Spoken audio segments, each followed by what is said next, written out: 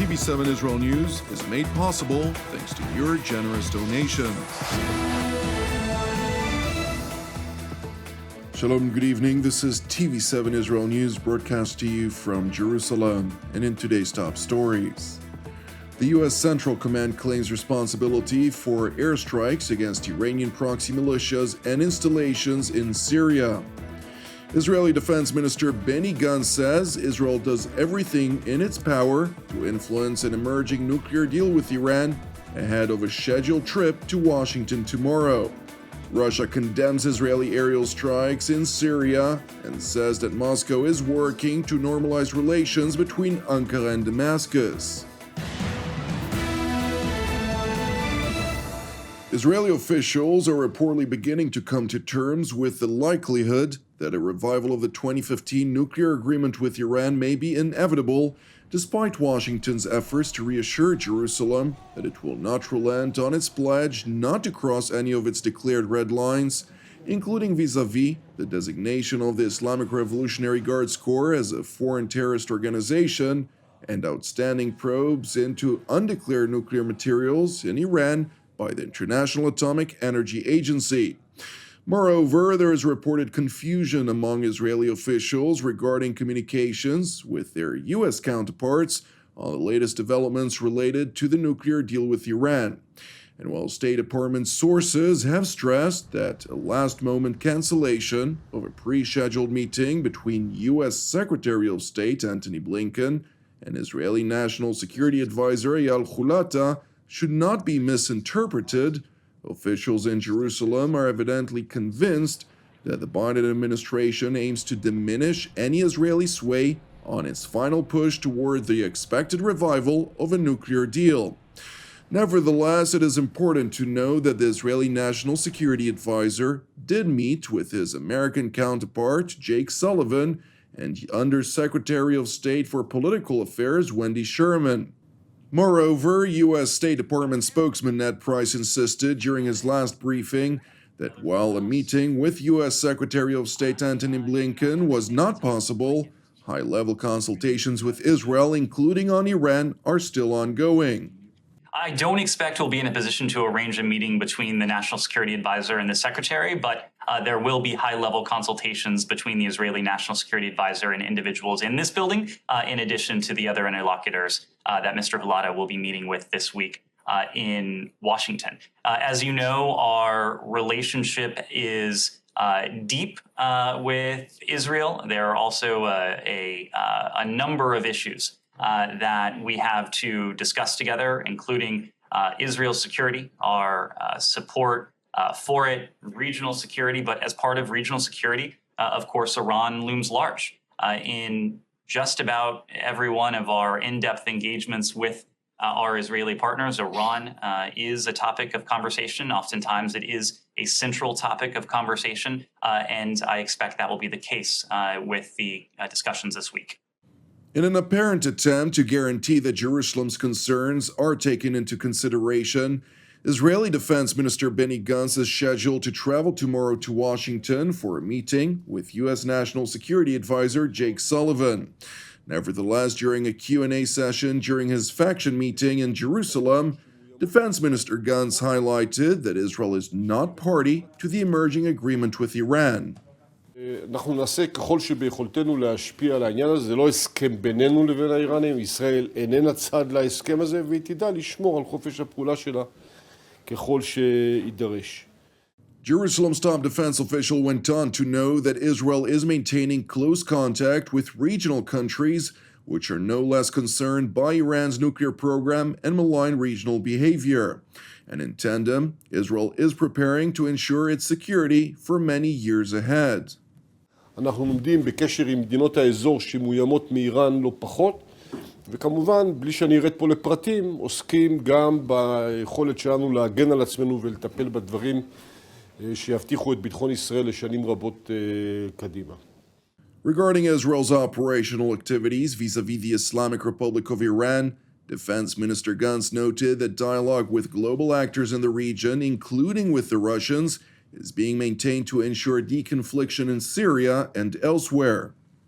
בלי לרדת לפרטי הפעולות של מערכת הביטחון וצה"ל בעולם בכלל ובזירת המזרח התיכון בפרט, אנחנו דואגים לביטחון ישראל, בהתאם לכך מפעילים את הכוח, הייתי אומר, מתוך אחריות מאוד גדולה על מה אנחנו פועלים, על איך אנחנו פועלים, על איך אנחנו מתנהלים עם הרבה שחקנים שנמצאים במרחב הזה, גם מבחינה אסטרטגית וגם מבחינה מבצעית, וזה מה שאנחנו נמשיך לעשות, ובין היתר אנחנו כמובן בקשר עם הרוסים, על מנת למנוע תקלות מיותרות בעניין הזה.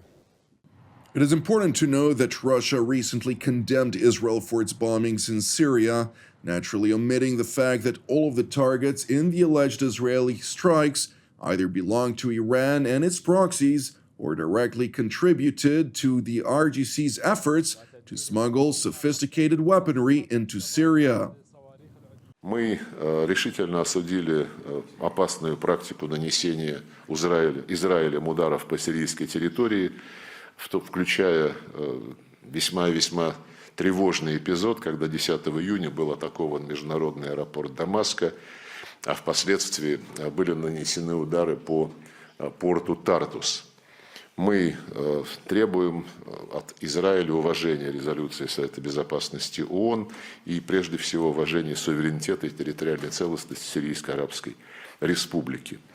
Мы выступаем за то, чтобы ни суверенитет Сирии, ни базовые нормы международного права никем и никогда не нарушались. Это касается и целого ряда других стран, которые ведут на сирийской территории противоправную деятельность, в том числе говорили об американской активности. Эта активность, к огромному сожалению, сопряжена и с поощрением сепаратизма в прямое нарушение резолюции Совета Безопасности ООН.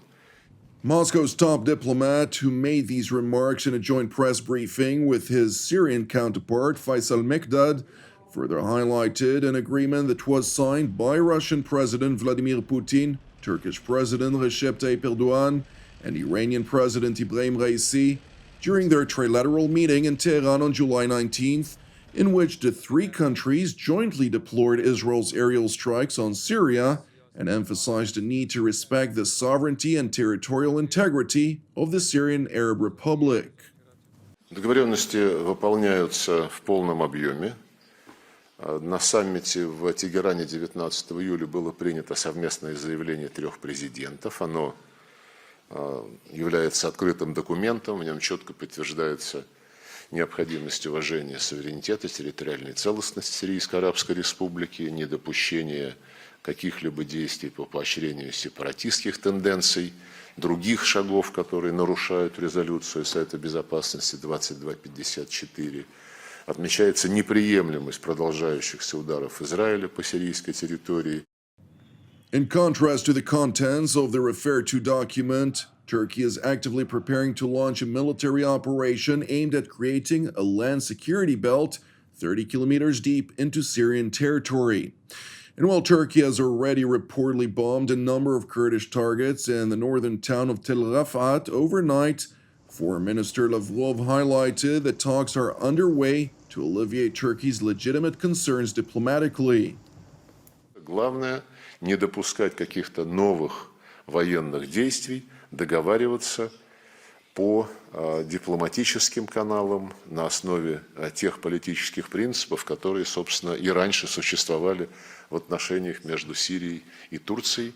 Такие договоренности были в 1998 году, которые были приняты с целью снижения террористической угрозы. Там есть террористические угрозы, и Сирийская Арабская Республика это признает, и она готова полноценно отвечать за свою суверенную территорию после восстановления над ней полного контроля. Мы такую позицию поддерживаем. Meanwhile, in Syria, U.S. Air Force fighter aircraft conducted aerial bombardments against Iranian installations in Syria's Deir ez-Zor province. According to the U.S. Central Command, the precision airstrikes targeted infrastructure facilities used by groups affiliated with Iran's Islamic Revolutionary Guards Corps, and highlighted further that today's strikes were necessary to protect and defend U.S. personnel. Nevertheless, in an attempt to avoid a conflagration with Iran, the statement also highlighted that the United States took proportionate, deliberate action intended to limit the risk of escalation and minimize the risk of casualties.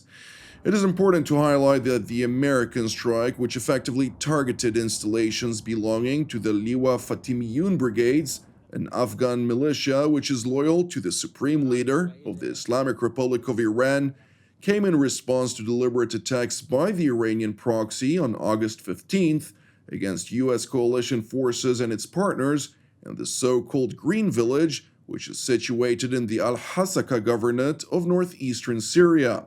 And while at least 10 Iranian-backed militants were reportedly killed in the American strike overnight, thankfully on August 15th, no injuries were reported among any of the U.S. and coalition forces stationed in the area. Thank you for watching TV7 Israel News. It is important for us to highlight that TV7 Israel is a donation-based ministry. Therefore, if you're blessed by our productions, please consider making a financial contribution that in turn will enable us to sustain our ongoing operations. Additionally, I would like to encourage you to pray for our persecuted brothers and sisters worldwide and for the peace of Jerusalem and salvation of Israel. I'm Jonathan Hassan wishing you an Erev Mevorach, and we will see you again tomorrow at the same time.